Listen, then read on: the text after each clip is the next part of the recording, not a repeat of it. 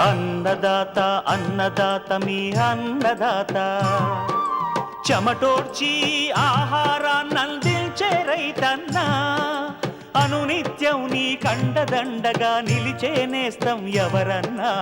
అన్నదాత అన్నదాత మీ అన్నదాత.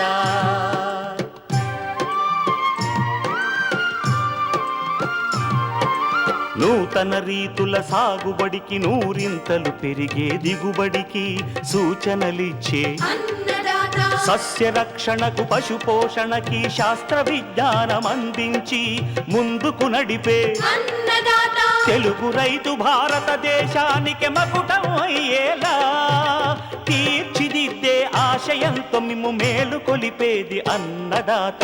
అన్నదాత అన్నదాత మీ అన్నదాత. అన్నదాత అన్నదాత మీ అన్నదాత. అన్నదాత ప్రేక్షకులకు నమస్కారం. ఈనాటి ముఖ్యాంశాలు: యాసంగి మొక్కజొన్నలో సస్యరక్షణ చర్యలు, సమీకృత వ్యవసాయం రైతుకెంతో లాభమంటున్న శాస్త్రవేత్తలు, పాడి పశువుల్లో తైలేరియా వ్యాధి నివారణ, ఇంకా జై కిసాన్ వ్యవసాయ సమాచారం.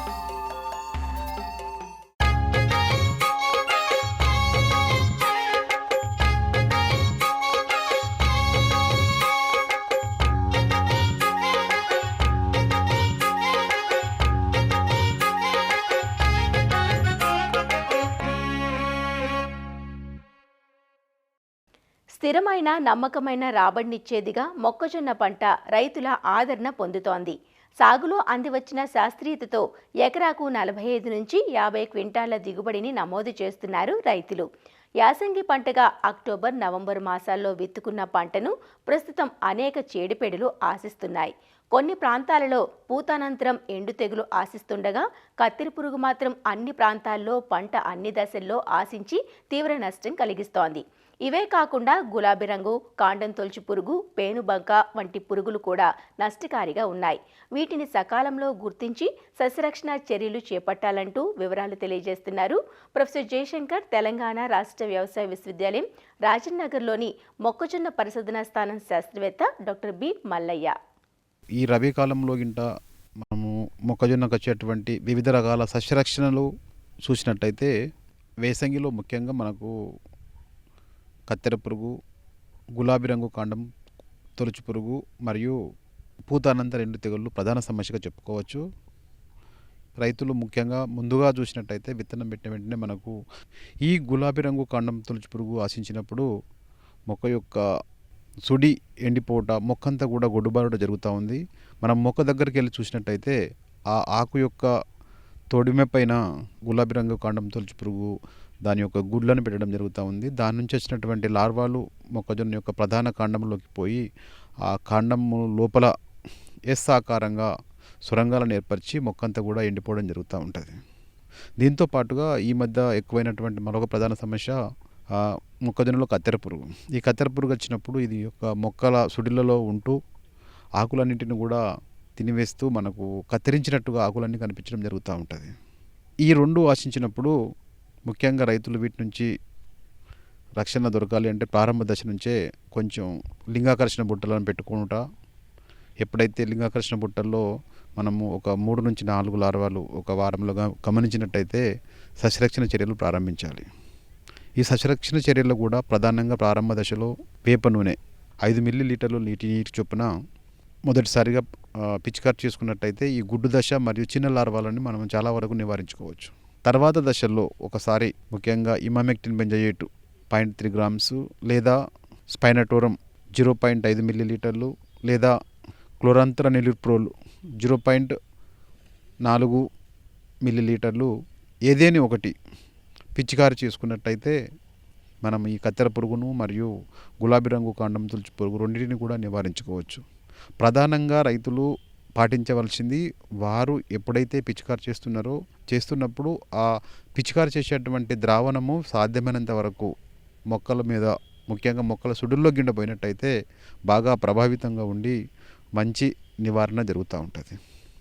వీటితో పాటుగా ఏమాత్రం సాధ్యమైనట్టయితే రైతులు ఒక 9 పాలు ఇసుక, 1 పాలు సున్నాన్ని కూడా కలుపుకొని మొక్కల యొక్క సుడులలో 20-25 రోజుల టైంలో వేసుకున్నట్టయితే కూడా చాలా వరకు ఈ కత్తెర పురుగు ఉధృతిని ముఖ్యంగా మనము తగ్గించుకోవచ్చు.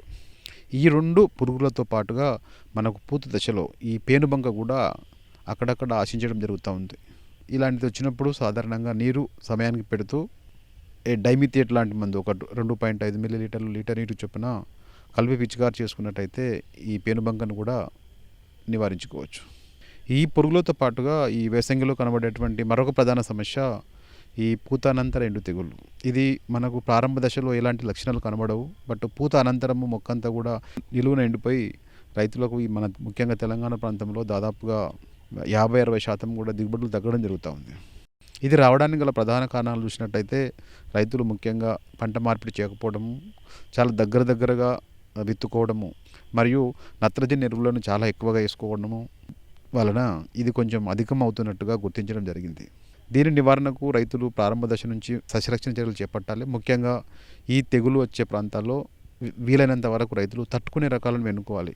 DHM 117 కానివ్వండి, DHM 206 కానివ్వండి, కరీంనగర్ మక్కా 1 కానివ్వండి, చాలా బాగా తట్టుకొని మంచి దిగుబడులను ఇస్తాయి. సో మంచి రకాలని ఎన్నుకోవాలి.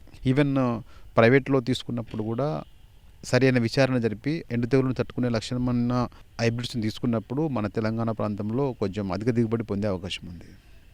వీటితో పాటు ఎక్కడైతే ఈ ఎండు తెగులు వస్తూ ఉందో అక్కడ రైతులు పంట మార్పిడి తప్పకుండా చేయడము, పొటాష్ ఎరువులను ఎకరానికి 40 నుంచి 50 కిలోలు సిఫారసు చేస్తూ ఉంటాము. ఈ ఎండు తెగులు వచ్చే పొలంలో రైతులు ఇంకొక 25 to 50 kg ఎక్స్ట్రా కూడా ఒక డోసు వేసుకున్నట్టయితే కొంతవరకు మొక్కకు తట్టుకునే శక్తి వచ్చి ఈ తెగులుని నుంచి మనం పంటను కాపాడుకోవచ్చు. అంతేకాకుండా విధిగా ఈ వచ్చేటువంటి దాంట్లో జీవశిలీంద్రమైనటువంటి ట్రైకోడర్మా విరిడే కానీ సూడోమోనాస్ ఫ్లోరోసెన్స్తో కానీ విత్తేటప్పుడు 1 కిలో విత్తనానికి 10 గ్రాముల చొప్పున విత్తన శుద్ధి చేసుకోవడము, 50 నుంచి 100 కిలోల పశువుల ఎరువుపై ఈ ట్రైకోడర్మా విరిడే కలిగినటువంటి జీవశిలీంద్రాన్ని మనము 15 రోజుల పాటు నీడలో వెర్మీ కాంపోస్ట్పై దాన్ని అభివృద్ధి పరిచుకుంటా మన దుక్కిలో వేసుకున్నట్టయితే కూడా చాలా వరకు మనం ఈ తెగుల్ని రావడాన్ని తగ్గించుకోవచ్చు. అంతేకాకుండా ఈవెన్ నీటి యాజమాన్యం కూడా ఎండు తెగులు నివారణకు చాలా ముఖ్యమైనది. ముఖ్యంగా ఈ పూత దశ నుంచి మొక్కజొన్నకు ప్రతి వారం నుంచి 10 రోజులకు వారి యొక్క భూమిని బట్టి నీటి ఎద్దడి రాకుండా చూసుకున్నట్టయితే కూడా వేసవి కాలంలో అంటే రబీ కాలంలో వచ్చేటువంటి ఈ ఎండు తెగులుని మనము తగ్గించుకొని తెలంగాణ ప్రాంతంలో మంచి దిగుబడి తీసుకునే అవకాశం ఉంది. ఇది పాటించాలని కోరుతున్నాను.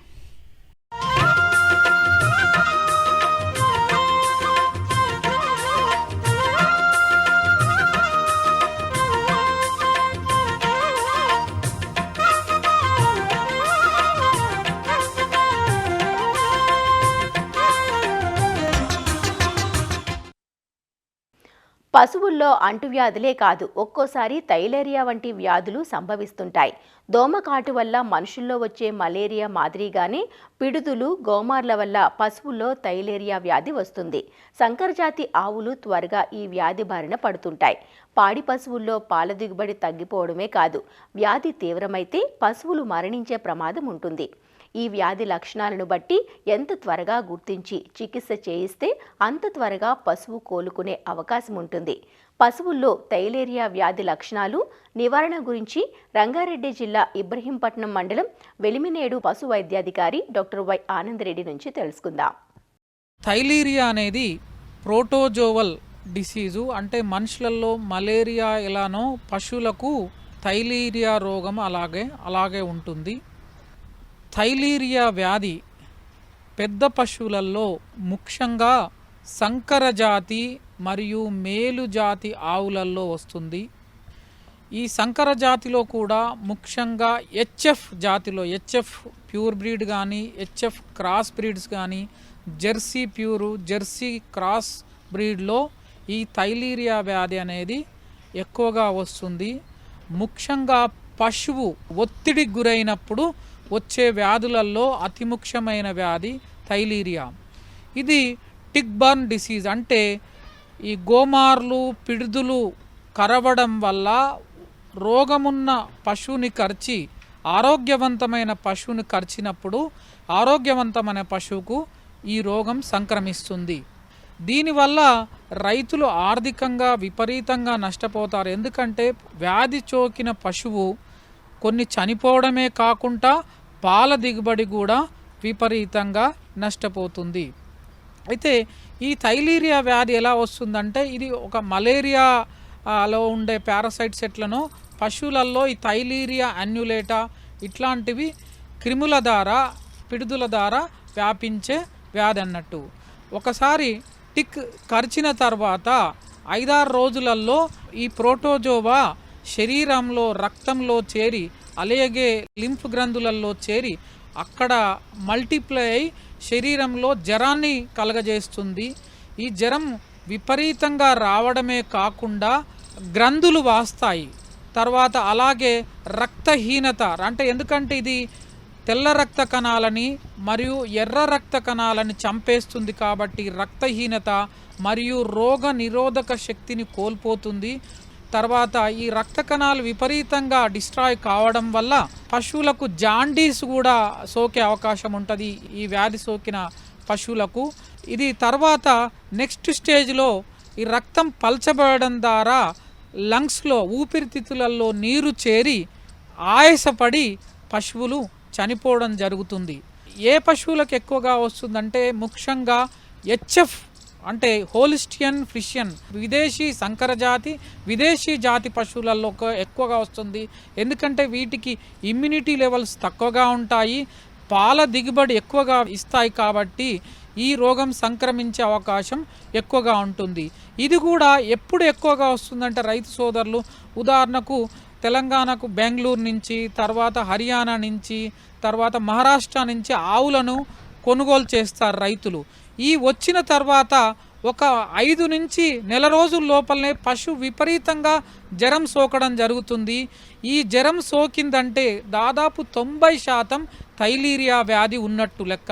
ఎండాకాలంలో ఇంకా ఎక్కువ స్ట్రెస్ ఉంటుంది కాబట్టి ఆ టైంలో పశువులను తెచ్చుకుంటే దాదాపు 50% పశువులకు ఈ వ్యాధి సోకే అవకాశం ఉంటుంది. ఇది గోమార్లు పిడుదల ద్వారా ఆరోగ్యవంతమైన పశువుకు అనారోగ్యవంతమైన పశువు నుండి వస్తుంది. కాబట్టి రైతు సోదరులు దీని నివారణ చర్యల్లో భాగంగా అతి ముఖ్యంగా పశువులకు గోమార్లు పిడుదులు లేకుండా కొన్ని ఈ అకారిసైడ్స్ మందులు డిఫరెంట్ సైపర్మెత్రిన్ కానీ అమిట్రాజ్ కానీ రెగ్యులర్గా స్ప్రే చేయడం శరీరంపై అంటే గోమార్ లేకుండా చూసుకోవడము. తర్వాత డ్యూరామెక్టిన్ ఐవర్మెక్టిన్ లాంటి ఇంజెక్షన్లు ఇవ్వడం వల్ల ఈ టిక్స్ అనేటివి లేకుంటే ఈ రోగం వచ్చే అవకాశం కూడా దాదాపు ఉండదు. తర్వాత ఈ ఎనిమల్స్ బయట నుంచి ఈ సంకరజాతి పశువులు తెచ్చుకునే వాళ్ళు కంపల్సరీ ఓన్లీ చలికాలంలో తెచ్చుకుంటే ఈ రోగం సోకే అవకాశం తక్కువగా ఉంటుంది. కానీ అదే ఎండాకాలంలో తెచ్చుకుంటే మాత్రం ఎక్కువగా ఈ రోగం సోకే అవకాశం ఉంటుంది. ఈ ట్రాన్స్పోర్ట్ కూడా నైట్ పూట ట్రాన్స్పోర్ట్ చేయడం వల్ల ఎనిమల్స్ స్ట్రెస్కి గురి కాకుండా ఉంటుంది. తర్వాత ఈ వ్యాధి ఒకసారి సోకినాక లక్షణాలు జ్వరము, తర్వాత మూత్రం పచ్చగా రావడము, ఆయాసపడము, సడన్గా 20 లీటర్లు ఇచ్చే పశువు 2 లీటర్లు లీటర్కు పడిపోతుంది, విపరీతంగా జ్వరం ఉంటుంది, నోట్లో నుంచి ముక్కులో నుంచి లైట్గా చొంగ కారుస్తుంది. టెర్మినల్ స్టేజ్లో అంటే రక్త కణాలు పూర్తిగా నశించిన తర్వాత ఆయాసం రావడం అవుతుంది, లంగ్స్లో నీరు చేరడం జరుగుతుంది, తర్వాత నెక్స్ట్ స్టేజ్లో చనిపోవడం జరుగుతుంది. కాబట్టి రైతు సోదరులు ఈ వ్యాధి పట్ల పూర్తి అవగాహన ఉండాలి. దీనికి నివారణ చర్యల్లో భాగంగా అంటే ఒకసారి రోగం సోకిన తర్వాత ట్రీట్మెంట్ అనేది కొద్దిగా పశువు జ్వరం ఉండగానే డాక్టర్ దగ్గరికి చూపెట్టడం వల్ల ఈ వ్యాధిని గమనించి ఇమ్మీడియట్గా బూపార్బోక్విన్ అనే మందునిప్పియడము వల్ల ఈ రోగాన్ని సమర్థవంతంగా నిర్మూలించవచ్చు. కానీ రోగం ఎక్కువ లక్షణాలు ఎక్కువ వచ్చిన తర్వాత ఈ బూపార్బోక్విన్ కూడా పనిచేయదు. కాబట్టి తొందరగా గుర్తించడం వల్ల అంటే ఏదైనా కొత్త పశువు వచ్చినప్పుడు మాత్రం కంపల్సరీ డైలీ జ్వరం చెక్ చేయాలి. జ్వరం ఉందంటే ఇమ్మీడియట్గా డాక్టర్ని కన్సల్ట్ చేసి థైలీరియా వ్యాధి ఉందని నిర్ధారించుకొని ఇమ్మీడియట్గా ఈ బూపార్బోక్విన్ ఇప్పియడం వల్ల ఈ రోగాన్ని సమర్థవంతంగా చికిత్స చేయవచ్చు. అలాగే రాకుండా ఏం చేయొచ్చు అంటే నిర్మూలన, కంప్లీట్గా నిర్మూలన ఏంటంటే ఈ సంకర జాతి పశువులు తర్వాత హెచ్ఎఫ్ జెర్సీ ప్యూర్ పశువులలో కంపల్సరీ ఈ థైలీరియా వ్యాక్సిన్ అనే టీకాలు దొరుకుతున్నాయి. దూడ పుట్టిన 3 నెలలకు ఈ వ్యాక్సిన్ ఇప్పించడం వల్ల దాదాపు లైఫ్ లాంగ్ ప్రొటెక్షన్ జరుగుతుంది. మనం కొత్త పశువులని తెచ్చిన తర్వాత కూడా ఈ థైలీరియా వ్యాక్సిన్ ఇప్పించడం వల్ల ఈ రోగం రాకుండా సమర్థవంతంగా నిర్మూలన చేయవచ్చు. అలాగే ఈ చుడి పశువులకు మాత్రం ఈ వ్యాక్సిన్ ఇప్పించద్దు, ఎందుకంటే ఇది అబార్షన్ కలగజేసే నేచర్ ఉంటుంది. కాబట్టి రెగ్యులర్ వ్యాక్సినేషన్, రెగ్యులర్ సూపర్విజన్, తర్వాత ఎనిమల్స్ ఎస్పెషల్లీ సంకర జాతి పశువులు ఒత్తిడికి గురి కాకుండా చూసుకోవడం వల్ల ఈ రోగాన్ని సమర్థవంతంగా నిర్మూలన చేయవచ్చు. అయితే కొన్ని ఈ మధ్యన సాయివాలు, గిర్ ఆవులు కూడా అంటే ఎండాకాలంలో మన హర్యానా నుంచి తర్వాత గుజరాత్ నుంచి తెప్పించిన వాటిల్లో కూడా ఈ థైలీరియా వ్యాధి సోకుతుంది. కాబట్టి వీటిని కూడా ఏమన్నా జ్వరం కంటిన్యూగా ఉంటే మాత్రం ఈ వ్యాధి నివారణ చికిత్స చేపించి ఈ రోగం నుంచి పశువులను కాపాడుకోవాలి.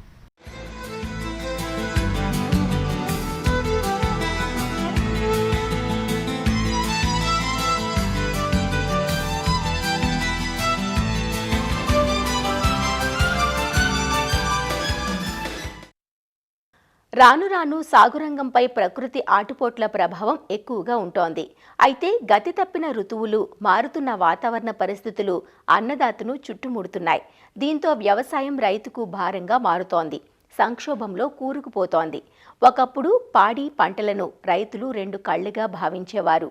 ఆధునిక సేద్యంలో పాడిని వదిలి కేవలం పంటల సాగుతోనే సరిపెట్టుకుంటున్నారు.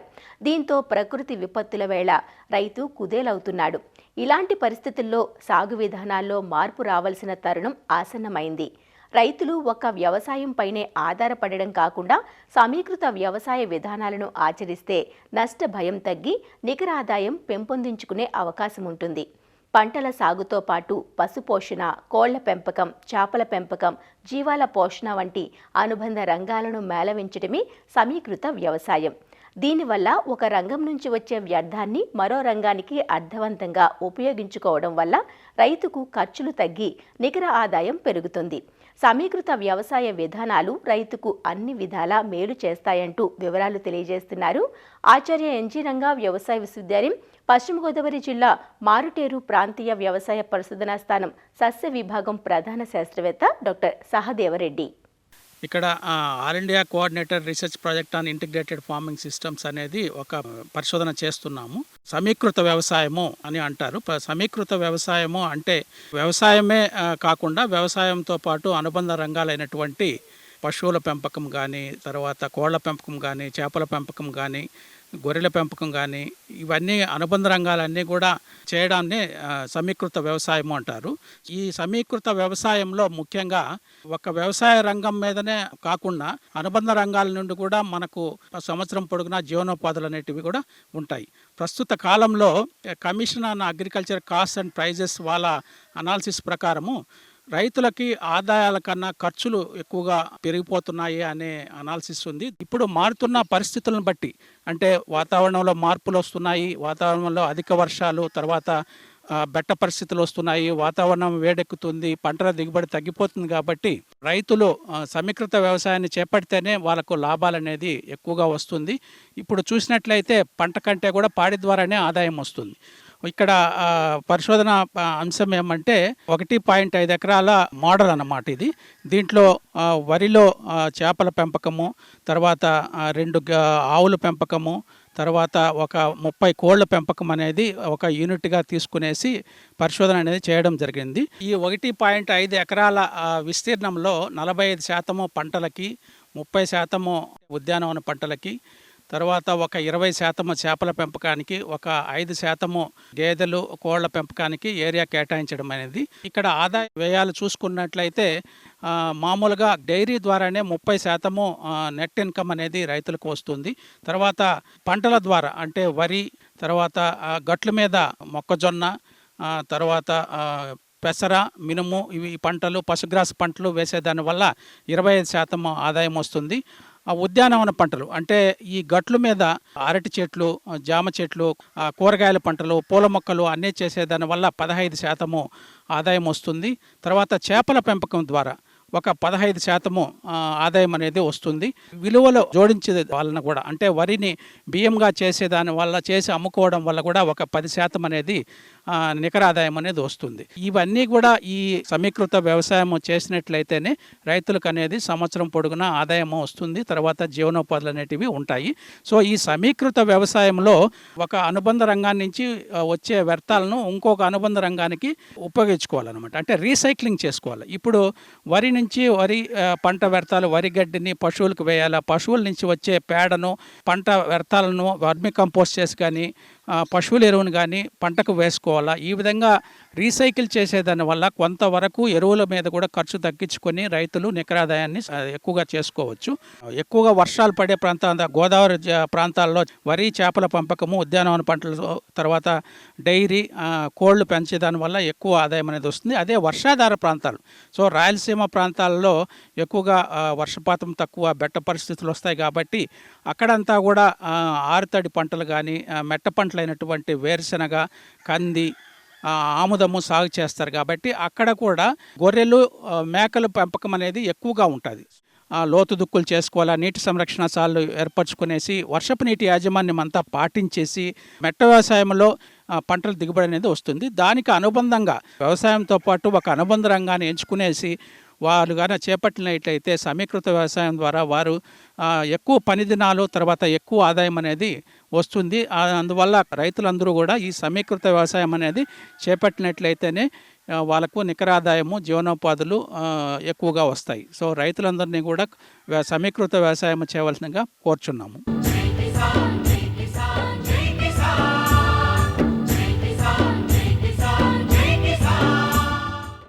వ్యవసాయ సమాచారం ఇప్పుడు జై కిసాన్లో చూద్దాం. ఉభయ తెలుగు రాష్ట్రాల్లోని చాలా ప్రాంతాల్లో ఈసారి మామిడి తోటలు ముందుగా పూతకు రాగా, ఉలవపాడులో మాత్రం పూతలు ఆలస్యమయ్యాయంటూ రైతులు ఆందోళన చెందుతున్నారు. ఏటా ఈ పాటికి పూతకు రావాల్సిన తోటలు ఈసారి తుపాను ప్రభావంతో కురిసిన వర్షాలకు చెట్లన్నీ చిగుర్లు తొడుగుతున్నాయంటూ రైతులు వాపోతున్నారు. ముఖ్యంగా మామిడికి ప్రసిద్ధిగాంచిన నెల్లూరు జిల్లా ఉలవపాడు ప్రాంతంలో పూతలు ఆలస్యం కావడంతో దిగుబడులపై రైతులు ఆందోళన చెందుతున్నారు. ఈసారి మామిడి అంత అనుకూలంగా స్థితిలో ఉండేటట్లేదు సార్, లేట్ అయ్యేటట్టు ఉంది. డిసెంబర్ నుంచి పూతలు రావాల్సిన టైం, కానీ ఇగురు వస్తుంది. ఈ టైంలో ఇగురు వస్తే అది పూతగా మారడానికి 3 నెలల టైం పడుతుంది. అది ఫిబ్రవరిలో పూతలు వచ్చే అవకాశాలు ఉన్నాయి. ఆ టైంలోకి తెగుళ్ళు వచ్చే కూడా ఉన్నాయి. ఈ డ్రిప్స్ అని, తామర పురుగు అవి ఆ టైంలో ఎక్కువ వస్తాయి. ప్రకృతి కూడా కొంచెం అనుకూలంగా అనిపించట్లేదు సార్. వర్షాలు ఎక్కువని, లేట్లు ఎక్కువ వస్తున్నాయి. ఈ టైంలో తోట చెట్టు బాగా మోడు బారిపోయి పూత దిమ్మేసుకొని ఉండాల్సిన టైం ఇది. ఈ డిసెంబర్ అంటే దిమ్ము ఉంటే జనవరిలో పూతలు, ఫ్లవరింగ్ జనవరి, ఫిబ్రవరిలో పూతలు రావాలా. కానీ ఈ సంవత్సరం అంత అనుకూలంగా లేదు. ఈ సంవత్సరం వచ్చేసి మామిడి పరిస్థితి చాలా దారుణంగా ఉంది. ఎందుకంటే ఈ లేట వల్ల ఈ టైంలో పూత రావాలన్నమాట. పూత రావాల్సింది ఇప్పుడు లేట స్టార్ట్ అవుతుంది. ఈ లేట ముదిరి పూత వచ్చేళ్ళకి చాలా టైం పట్టింది. దాదాపు మార్చి అవుతుంది. మార్చిలో పూతలు వస్తే ఈ ఎండల దెబ్బకి పూతంతా మాడిపోతుంది. ఒకవేళ ఏదన్నా ఒకటేరా పిండి పడ్డా కూడా అది కాయ సైజు రాదు, క్వాలిటీ ఉండదు. ముందు మెయిన్ పోయిన సంవత్సరం కాపులు ఒక రకంగా కాసినాయి, కానీ ఈ వైరస్, ఈ పురుగు వల్ల మార్కెట్ 15,000, 20,000 అమ్మింది. అదే మాకు 35,000 కనుక అయితే ఒక రకం యావరేజ్న ఖర్చులు అవి వచ్చేది. అట్లాంటిది 15 నుంచి 20 దాకా మార్కెట్ ఉండింది. అప్పుడు పోయిన సంవత్సరం చాలా లాసులు. సైంటిస్టులు కనుక వస్తే వాళ్ళని ఫాలో అయితే మాకు కొంతవరకు ఒక అవగాహన అనేది వస్తుందన్నమాట. అట్లాంటిది సైంటిస్ట్ అనేవాళ్ళు ఇక్కడ మామిడి తోటలోకి ఎవరు రావడం. ప్రభుత్వము మాకు కవర్లు ఒకటి, పురుగు మందులు కూడా కొంచెం సబ్సిడీ ఇవ్వడం, అట్లాంటిది ఏదైనా ఉంటే మాకు కూడా కొంతగా భారం తగ్గుతుంది. జిల్లాలో ఉలవపాడు, గుడ్లూరు, కందుకూరు, ఉదయగిరి, గూడూరు ప్రాంతాల్లో 30,000 ఎకరాల్లో రైతులు మామిడి సాగు చేస్తున్నారు. గత 2-3 ఏళ్లుగా ఆశించిన స్థాయిలో దిగుబడులు రాక నష్టాలు చూస్తున్నారు. దీనికి తోడు ఈసారి పూతలు ఆలస్యం కావడం మరింత ఆందోళనకు గురిచేస్తోంది. ఫిబ్రవరి, మార్చిలో పూతలు వస్తే పెరిగే ఎండలకు పూతలు రాలిపోతాయని రైతులు ఆందోళన వ్యక్తం చేస్తున్నారు. దీనికి తోడు చీడపీడలు సైతం ఆశించే అవకాశం ఎక్కువగా ఉంటుందని ఆవేదన చెందుతున్నారు. మరిన్ని విభిన్న అంశాలతో రేపటి అన్నదాతలో మళ్ళీ కలుసుకుందాం. నమస్కారం. అన్నదాతలు తమ సందేహాలు, సమస్యలను 1800-425-4085 టోల్ ఫ్రీ నంబర్లో ఉదయం 10 నుంచి 11 గంటల మధ్య పని దినాలలో సంప్రదించగలరు. ఈ కార్యక్రమాన్ని యూట్యూబ్లో www.youtube.com/అన్నదాత ఈటీవీ లింక్ ద్వారా వీక్షించవచ్చు.